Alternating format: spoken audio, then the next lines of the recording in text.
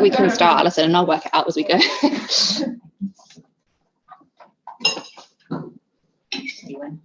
Yeah, go for it. Hello, thank you all for joining us. I'm Alison Riggs from the Diocese of Oxford staff Green team, Green Group, and thank you for joining us both here in Church House and on YouTube. Our diocese is committed to caring for the environment and getting to net zero carbon, and the staff Green Group encourages one another and our colleagues to do the same. And a very important area for individuals to act on is to save energy in our homes. So I'm delighted to welcome Mim Saxl from Low Carbon West Oxford and Jane Grindey from Low Carbon Oxford North, to tell us some low-cost home energy saving tips, and then about the new housewarming project and the guidance notes. We'll have an opportunity for questions afterwards, and if you're watching the live stream, you can put them in the chat and they'll be voiced into the room for you. So without more ado, I'll hand over to Mim. Hello. Hi. So yes, my name is Mim and I work for Low Carbon West Oxford. So that's a really small charity based on the Popley Road. We started in 2007 when there were some major floods, and members of the community came together and formed the group. And so I think we all know about the context that I'm talking in terms of. Oh, next slide, please. Oh, sorry, that slide. This slide's gone. That hasn't. Yeah, skyrocketing energy costs. So a huge rise in fuel poverty, and there was the price cap rise in April 2022, and now we've got another one coming in October, and that's going to be a really big shock to the system for a lot of people in this country. I'm going to say more about use more, pay more, use less, pay less at the end, because that is like a key message to remember this winter. I think a lot of people think that the price cap means that their bills can't go above the average, which keeps being mentioned. But actually, if you use more, you can go well past that average. That's just the UK average for what bills will cost. So as well as the crazy fuel costs, we have, oh, next slide. Sorry, we'll catch up. Yeah. Yeah, so there's the climate crisis. Sorry, keep going. Okay, yeah, so this is somewhat Oxford focused because I work in Oxford, but I'm sure there's similar things in different areas. But our city council has made a commitment to be net zero by 2040. There's the UK commitment of net zero by 2050. And about 25% of emissions in a city like Oxford come from the city's homes. And if we're going to get to net zero, we need to be reducing those emissions by 84%, so 3/4 in the next under 20 years. Good luck to us. So how do we get there? Next slide. It's not changing. It's changed on the YouTube one. Yeah, they're not talking to each other, which is what I don't quite understand.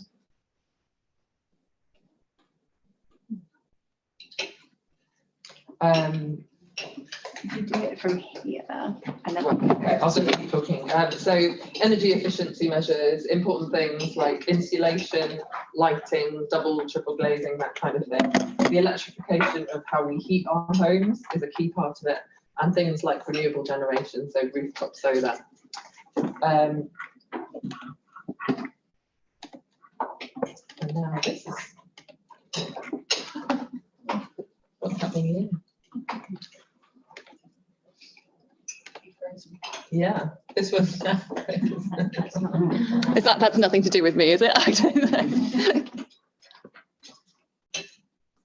Okay. So we're on the next slide. Are we able to? Energy efficiency measures. Next one after that. So we're dealing with some pretty big barriers to making a lot of this stuff happen. I think the number one thing is the cost of doing this stuff. Even with the current grants that are available, it's still a really big financial outlay to do, to get insulation, to get heat pumps, triple glazing, things like that. If you don't own your home, then that relies on sympathetic landlords. And also, even if we had all the money to be doing all of this right now, we're lacking people with the knowledge and the skills to actually do the work well. So that's another real issue. But, oh, now I've got 2 boards on here. Can I go to the next one on there? But there are a bunch of things that we've put together a leaflet that you can collect afterwards, which goes through our top 5 things that you can do either for free or very cheaply in your own home. So the first one is to keep your hot water hot. So making sure that if you have a hot water tank, it's insulated.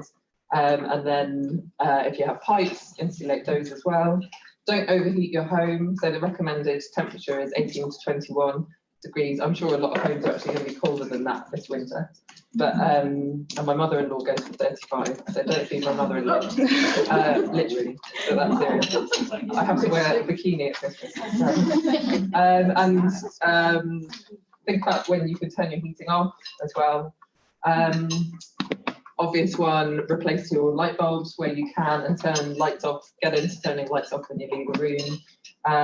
And get rid of your clothes dryer. Dry your clothes outside, or if you can't do it outside if it's rubbish weather, then do it inside, but have a window open so you're not getting too much moisture in the house. And then another really easy one is putting reflective panels behind any radiator, especially ones that are on the outside wall, so that you're actually keeping that heat from the radiator in the room instead of just heating a wall and outwards. Next slide. This next slide is going to be really hard for you to read on there, but it's a whole bunch of other tips that you can see in here, but things like making sure you're on the right energy tariff. That's not so relevant right now because the switching is not possible, but bleed your radiators, check your fridge is between 3 and 5 degrees, and defrost your freezer regularly. If you've got single glazed windows, you can get this kind of plastic to put over the inside of them for the winter. It's not beautiful, but it's really cheap. And then draft proof as much as you can. Carpets, where you can, again, second-hand. Rugs is a really cheap way of keeping a floor warmer. Wear slippers, hot water bottles. Slow cookers they use a lot less energy than your average oven, so again that's another really good option. Have really quick showers rather than spending ages in the shower. Next slide. Then so big actions for the right moment. There's a bunch of things which ideally we'd all be able to do, but things like, for example, replacing appliances, it actually makes more sense on the whole to do that when your appliance fails rather than just trying to replace it right now if it's a perfectly good appliance. And then if possible, double glazing, triple glazing. Consider what options you might have if your boiler stops working, and insulate loft, roof, walls and floors as much as you can. If you're renting, then there's some advice from the Citizens Advice Bureau on what support you can get to get your landlord to do certain things, because there are rules around that. And then in social housing, contact the council for help. So the Energy Saving Trust has some nice graphics on what kind of amount you could be saving if you do a bunch of these measures. Oh, sorry, we should have gone through slides. Yeah. So that will add up to a few £100. Now that against a massive energy cost of several grand is not going to be huge, but I think it's worthwhile to save what you can, because that does add up. So for example, just draft proofing gaps around doors and stuff like that with the tape, that could save you £45 a year. Again, actually, these stats are a few years old, so by now, in terms of energy cost, it might be a lot more that you could save. Taking a 4-minute shower, it says you could save £70 a year, but again, it doesn't say how long the shower used to be, so I don't think that's very scientific, but I think it gets the point that could be a really major cost cutter. And switching off standby, £55 a year. on average, which again is a lot. Don't overfill your kettle, so 36 quid a year. It's, yeah, various things you can do. So also there's some great services out there to help, and one is a nationwide one, the local energy advice, yeah, well done, next slide, advice program, and they do free visits and come in and actually do a bunch of small measures, so like fitting, drop-off proofing and radiator panels and light bulbs and things like that. What a lot of people don't realise is it's aimed primarily at people on benefits, but that includes anyone on child benefits. So anyone who has a child under the age of 16 is eligible for one of these free visits and the advice that goes with it.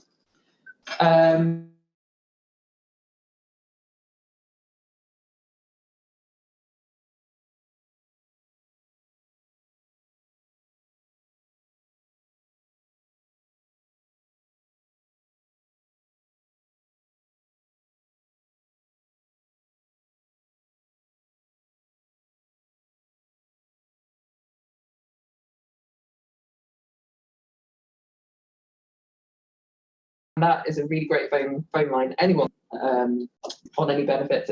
Oh, sorry, next slide. Well, I expect the slides will be shown. So better housing, better health. It's a one-stop shop. Anyone can call the phone line, and they will help you check any eligibility for any funding that exists in the local area, and they can do home energy visits. But those are for particular groups. But you know, it's worth giving them a call and finding out what they can do with you. I don't know much about Berkshire, but I looked and found Heat the Home Counties. I don't know if anyone has heard of that here, but that seems to be a similar kind of service where councils have come together to offer a one-stop shop that people can access and get energy efficiency advice with a capital A, it's very important, grants for heat pumps, solar panels, that kind of thing. There's a whole load of national funding available. So there's the boiler replacement scheme that possibly lots of people will have heard of. So that's where you can get £5,000 to £6,000 towards the cost of a heat pump. They are still around the kind of 15 grand end of things. So you still would need to put in a fair amount of money for that to work. And then there's the Warm House discount scheme, 140 quid off your energy bill for certain people, flexible home improvement loan for over 60s, and the winter fuel payment for those born before 1955. And then this drills down into Oxford and Oxfordshire, I'm afraid, but hopefully for anyone from other areas, there's very similar things available in each area. It will give you an idea of stuff. So this, at a county level in Oxfordshire, there's a sustainable warmth grant, and that's £10,000 towards a whole range of measures like insulation, etc. And that's for low people classed as low income families, and that varies in terms of what that is depending on who's in the household, but it tends to be around, if it's a one person household, of 30k income, and if the house is also has a bad energy rating. And then there's various grants via Better Housing, Better Health, and then free energy visits as well. So all of that, yeah, again, if you ring that one phone line, they will be able to send you in the direction of all the relevant things for you personally. Then at the city level, there's another sustainable warmth grant. They've also got the money towards that. So again, that's another 10,000 towards certain things like insulation. And then essential repair grants, winter warmth grants, and a small repairs service, which I think is, okay, that's for age 55 with long-term health conditions or registered disabled. Citizens advice, they have a great energy advice. They have some really well-trained energy advisors. So again, if you're worried about anything, then they're a really good place to start. And they have a phone line, and they can do things like access fuel coupons. So for people on prepaid meter, if you're in a complete crisis, then they can actually help you financially in that situation. And then the Cozy Homes Oxfordshire thing, again, it's for people in Oxfordshire, I'm afraid, but It's a service for retrofitting your home, so it's more for those who are able to pay. It's for people who are able to put money towards doing some quite major work on their home. But they do have a free plan builder tool where you can put in your postcode if you're in Oxfordshire, and it will bring up your home and say what kind of insulation you've got, you know, what windows you've got and things like that, based on publicly available data. Now that can be really useful because it will give you, then it gives you an idea of what kind of things you could do and what each thing would cost. And you can kind of click on a few things and see how they'd add up. And also you can correct it. So if it brings up information about your home that's not accurate, you can say, no, actually, that's not accurate. Then there's the housewarming guides that we're going to hear about in a minute. There's also a set of films that are launching tomorrow, made by some community groups in Oxford, looking at various things like low-cost energy saving measures, heat pumps, but also opportunities for contractors, which is important. We need more contractors. And then we've got a 1.5 hour workshop, which is available for free online, just a video of our workshop. Plus there's a whole range of suggested websites that we'll share with the slides here. And then, yeah, this flyer. So with the change coming up this week, as I said, use less, pay less. So when the price cap rises, it still means that it's a really good idea to cut energy wherever you can. Sorry, the next slide.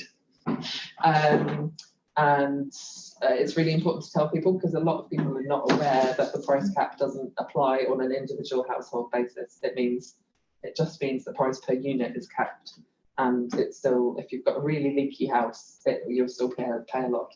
And also it's important to read your meter before the price cap rise, so you can give your supplier an accurate meter reading and therefore not be paying more than you should when they come back and say, we estimate your meter is whatever. So any questions? I guess maybe we could go straight on to Jane, and then if there's any questions at the end, we could do that. Yeah, very happy to do that.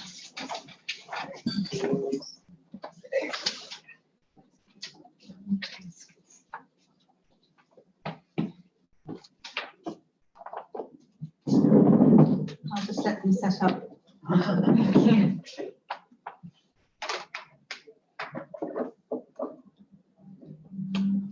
Okay. So while they're setting up, I'm Jane Grindey, and I'm part of Low Carbon Oxford North, so the sort of north bit of Oxford. And I thank you very much for inviting us to come and speak to you today. And I am going to be talking about these housewarming guides. And there are some that I can perhaps pass around later for you to take a look at, and what drove us to decide to look at them and what drove us to decide what to put in them. So that's just talking you through those, and then we can take more specific questions afterwards. Are we up and running over there? We are online, just not in the room. Yeah, perfect. Okay, so if we can go to the first slide. Mim's already, and we're also conscious of the environment that we're sitting in today. And when you're thinking about the 27 odd million people in this country who do own their own homes, and they are beginning to wonder what to do, it is in the context not just of soaring energy costs, but it's also in the context of some other push factors. You know, if you're conscious of the fossil fuel phase out that's coming from 2025 to 2035. You know, what does that mean for me if I've got a gas boiler and it breaks? You know, what do I do then? What should happen? What are my options? If you think about regulation and actually rent out your home, if you're a homeowner, also a landlord potentially, then regulation is increasing for landlords already. There's a rumour that it might demand your house to be up to an EPC standard by 2025. But actually for homeowners, regulation isn't in place yet, but there's a signal in the market that it's coming. So it might be that that you will not be able to sell your home, for example, unless you reach a certain minimum level of efficiency standards. So that's a way away yet, but it's something to begin to be conscious about. And of course, overriding all of this is our climate catastrophe that's happening around us at the moment. Mim said, in Oxford, 25% of the carbon emissions in Oxford around households. Well, actually, under nearly 30% of that is about heating in our homes, fossil fuels. So if I can have the next slide, please. What we also know, absolutely, if we do upgrade our homes and improve the fabric of them, then we immediately cut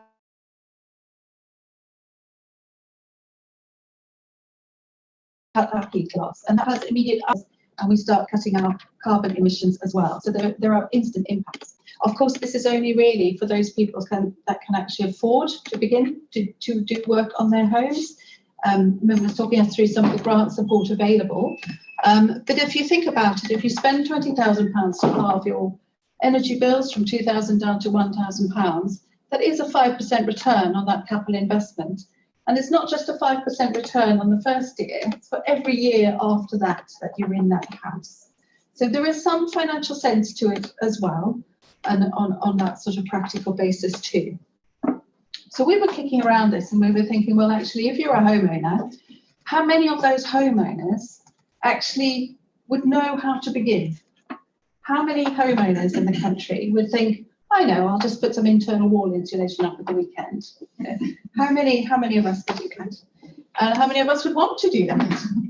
And if we did want to do that, where on earth would we find the information to enable us to actually do that? And I don't know if any of you have been onto the web to say internal wall insulation, but you're deluged with vast amounts of information, I'd say overwhelming amounts of information of what you could potentially do in your house and how on earth you might potentially do it. And that information tends to be led by individual companies who have individual products to sell. Therefore, the message is very, very powerful and strong in that one particular vein. Or it is the more extreme, this is how you do it if you want to do it yourself. Well, there's very little of it that we could find anywhere was an overview, impartial advice to begin to talk to the homeowners about what their options might be. So if we can have them, oh, we're on the next slide, excellent. So what could we do to give homeowners the basic information, the basic understanding of what the options are? Where are the risks? If I do start talking to contractors, what are the really important questions to ask? If I'm spending £20,000 or £10,000 or £50,000, how do I know it's the right thing for my house? How do I check? You know, it's really actually a huge, for most people that own their own homes, it's their biggest asset. You know, you don't want to screw that up really, do you? You want to know that the work's been done in the right way, it's the right kind of work, and it's been done properly. So, so that's why we decided that what we needed to do is provide some guidance. So that's what these books are really. These books. They're written by professionals, you know, energy efficiency experts have been around for 30 odd years, and it's to give that power to the homeowner to become much more educated, confident buyers of these things if they are going to spend the cash and do the work in their own homes. If I can have the next slide, please. So they cover the first six, we've got 3 more we're kicking around at the moment, but the first 6 sort of cover all the core retrofit areas. So the very first one is literally, where do I begin? You know, oh my God, what do I do first? What do I need to begin to think about? And then we go through insulation, you know, doors and windows, drafts and ventilation, you know, heating and cooling and heating and controls. And then actually we would strongly advise absolutely everyone never to put an air source heat pump on your home before you've checked you've actually insulated it enough. If you just put an air source heat pump onto a leaky home, you will not get hot, you will not be warm, you will just be heating the environment around the house. So always make sure your house is heat pump ready. And what does that mean? Well, we've tried to lay that out within the guides. And we very much adopt a fabric first approach. And if, like me, you're one of those people that do own your own home, that actually don't have vast quantities of budget, and you know this is going to be phased over a period of time, absolutely what you must do is do and prepare a whole house plan, because things are impacted. So if you think, right, I'm going to do windows, but I know I might do external wall insulation in 2 years' time, when I've got, when I've got that budget together, then what you buy when you buy the windows needs to take into account you might have external wall insulation on basic practical things, for example, the size of your window ledge, because you want the water to go beyond the external wall insulation. So we also have the final one, which is preparing a whole house plan, and it is trying to be as practical as possible for people to actually think through what they're going to do, in which order, and why and how in their home.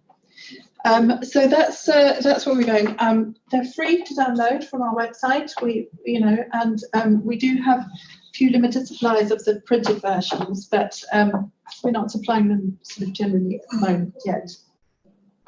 So if we can go to the next slide, please. What's really important, we kicked around how to pitch. It's quite hard to know precisely where to pitch the information, and it's also it was really important to us that it was really independent. So what we're not doing is we're not giving advice to people directly. We're not selling anything. We're not recommending installers. We're not trying to buy services on anyone's behalf. We're not offering discounts. We're not doing any of that might bias the advice. What we're doing is just an independent series of pieces of information for homeowners. In North Oxford, in our own sort of member base, we are also running a programme for homeowners going through this. So we're having some face-to-face group sessions as well around the guides. And we're trying to prepare that in a way that could be taken to other areas as well. So that will be something we might be testing. And actually for those of you who might be interested in the Milton Keynes area, for example, in Buckinghamshire, we're going to be testing that out there as well. So taking it from Oxford and trying it out there and seeing how that works. And also support's really important, because these things are really scary.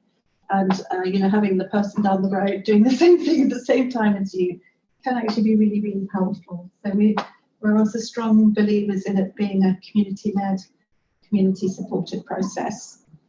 Next slide, please.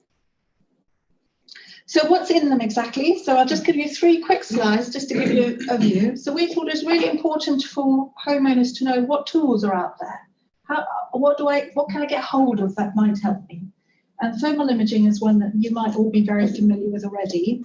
But if you do have a leaky house, where exactly are the drafts coming from? All these places where I can actually stop those gaps. How do I find out? Well, thermal imaging can help you begin to plot. Some of you will know that, because when you sit down in that chair, it's the coldest one in the house. But sometimes you want to be slightly more scientific about it. So what are the tools? How can I use them? The next slide, please.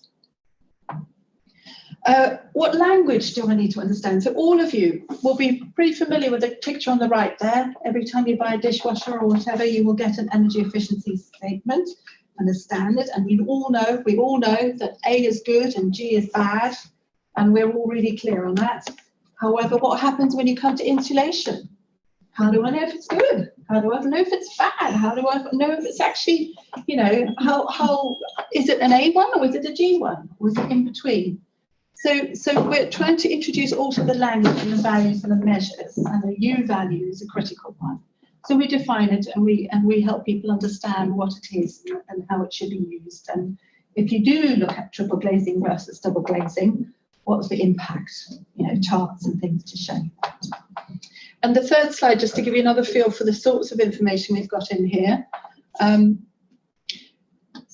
Everyone has options. How do I compare them compared to where I'm starting from and where I want to actually get to? And you won't be able to read these charts particularly well, but if you just look at the bottom one, a single glazed window, it gets a score of 5. Triple glazing gets a score of 0.8. That's a heat loss measurement, which directly impacts on how many kilowatt hours you're paying for on your energy bills. So we actually put that link, we actually explain the link in our guides as to if you actually upgrade your windows, how does that relate to what will I see differently on my energy bills, and how do I get some sense of why it matters? And the next one, please. And also in other ways, understanding options and preparing them. Don't worry about the fact you can't see that chart. But for example, you know, Grenfell. Oh my God, that stuff, it's flammable. I don't want that on my house. What other options do I have? You know, and if I choose a sustainable option that's not flammable, what difference is it going to make? You know, how if the plastic plum stuff is most energy efficient, but I want the sustainable one, what am I going to lose? What am I going to win? What am I going to lose? So to try and give people more information as to how to make their choices. Okay, the next slide, please. So what we've done is we've shared these around our members so far, and we're trying to spread the word. And we're having a really good result from them. People are responding really, really positively to them. And these are some of the things that people have said, you know, I wish I had it before I even began. And that was the point, really, to give people that base information. People really like the fact that we're not trying to sell things, we're not trying to promote things. And the most important thing really is it gives you, the buyer, when you're talking to the contractors, the other half of the conversation. You know, when they're telling you what you should have, it gives you the opportunity to ask the questions back and have a more equal dialogue. Okay, so that's where I was going to leave it today. So I guess we open up to questions. Would anyone like to take a look? Shall I pass a few around? Yes, sure.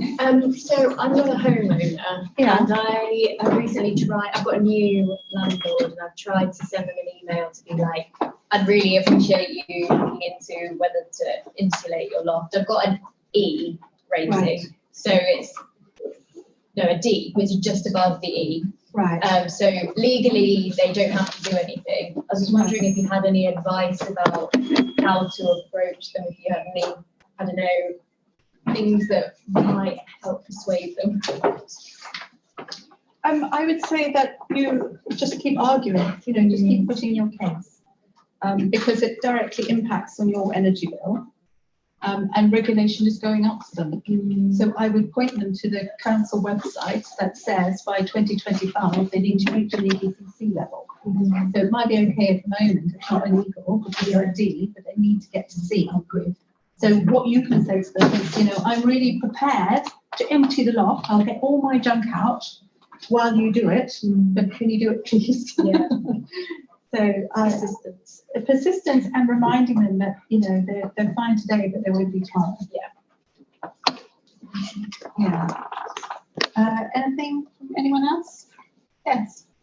Where would you get a thermal imaging camera? Well, actually, on Mim's information, but we have the Library of Things in Oxford. Some of you might know about that. And they have one that's open for sharing. And they have it now. It's brand new and shiny. So you just have to book in and get hold of it. I would say it's There's a link.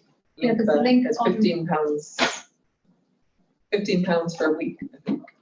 yeah. For it, so you can get your neighbours together and do a street. What would be great is if you do it with somebody who's done it before, because when you do thermal imaging, what it does in effect is it scales the room for where it's hot and where it's cold. So if you do it in a kitchen, for example, and you've just boiled the kettle, it's going to be really strong on the colours and it's going to impact on everything else. So where you set the measures is quite important, and just be practical about how you use them. But they can be really useful. And also the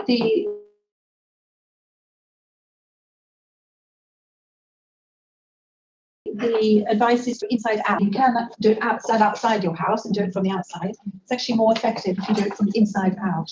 So that's another tip. And the third tip I'd give you is you need to have a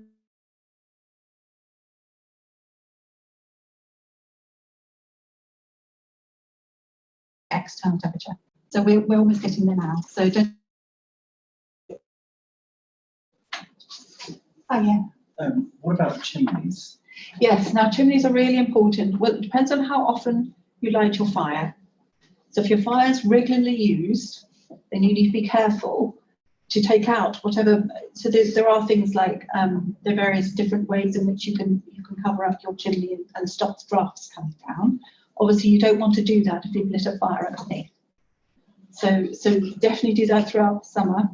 If you do start lighting your fires, remember to take it out, put it back again before you light the fire again. You can get things, I think they're called chimney sheep, maybe, but it's a sort of removable. I think it's a toilet hippo and a chimney sheep. Yeah. There are chimney balloons. Take out. In the heating one of these, there is some discussion about chimneys. And some things are definitely more effective than others. I actually stuck my husband's coat up because I didn't like it.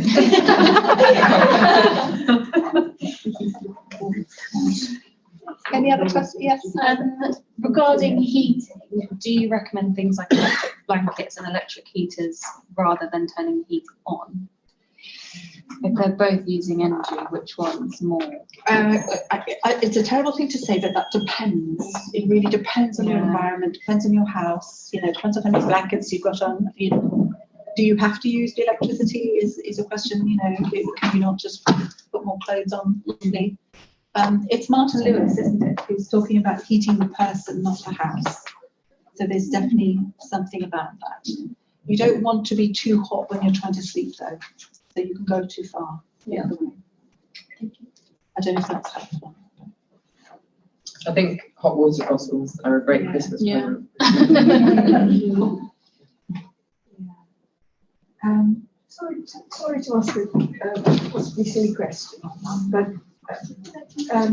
you can get the heat in a microwave bag things. Are those more or less efficient than hot water bottles? My understanding is microwaving is generally a better way to heat stuff than a kettle a lot of the time. Yeah. So potentially, So they I'd have to look in. Yeah.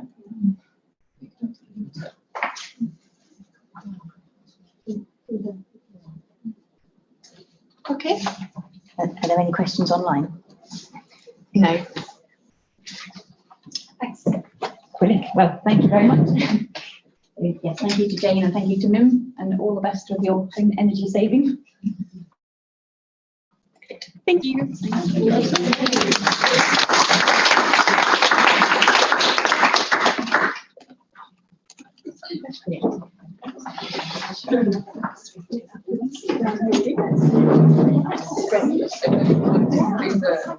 Some leaflets about things that you should not be doing about.